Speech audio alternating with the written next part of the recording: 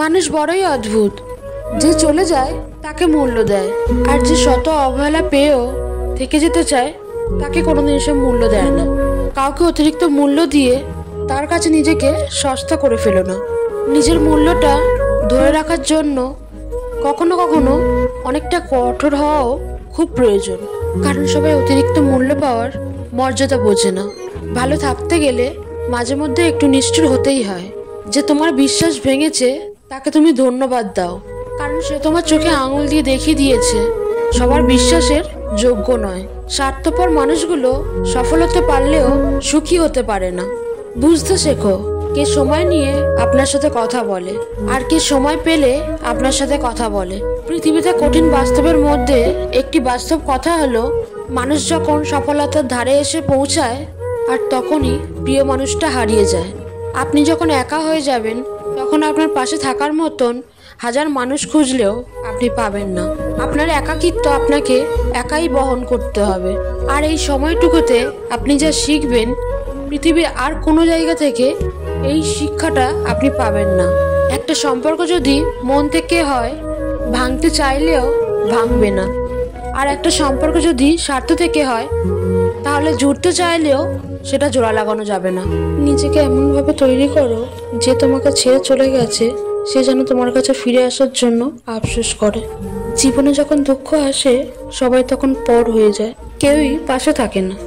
প্রত্যেকটা মানুষই বহুরূপী। আমরা তাদেরকে ততটাই চিনি যতটা তারা আমাদের সামনে তুলে ধরে।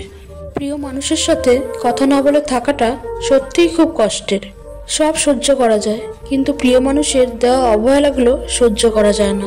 ভালোবাসার মধ্যে নিজের সম্মানটা বেশি গুরুত্ব দেওয়া উচিত, কারণ অনুভূতির চেয়ে সম্মানটা অনেকটা বেশি গুরুত্বপূর্ণ। নিজের দুর্বল জায়গাটা কখনো কারোর কাছে তুলে ধরতে নেই, কারণ একটা সময় আসবে যখন তোমার দুর্বল জায়গা তার কাছে সব থেকে বড় অস্ত্র হিসেবে কাজ করবে। অনুভূতি, ভালোবাসা, মায়া এগুলো যত কম প্রকাশ করবে মানুষ আঘাত করার সুযোগও তত কম পাবে। যদি তুমি গরিব হও তোমার নিজের আত্মীয় স্বজনরাও তোমাকে দেখে এড়িয়ে যাবে, আর যদি তুমি ধনী হও তোমার দূরে থাকা আপনজনরাও তোমাকে দুবেলা রোজ ফোন করে বা কোনো মাধ্যম দ্বারা তোমার খোঁজ নেবে। বেঁচে থাকার চেয়ে ভালো থাকাটা অনেক কঠিন, কারণ বেঁচে থাকার ইচ্ছা থাকলে বেঁচে থাকা যায়, কিন্তু ভালো থাকার ইচ্ছা থাকলেও ভালো থাকা যায় না।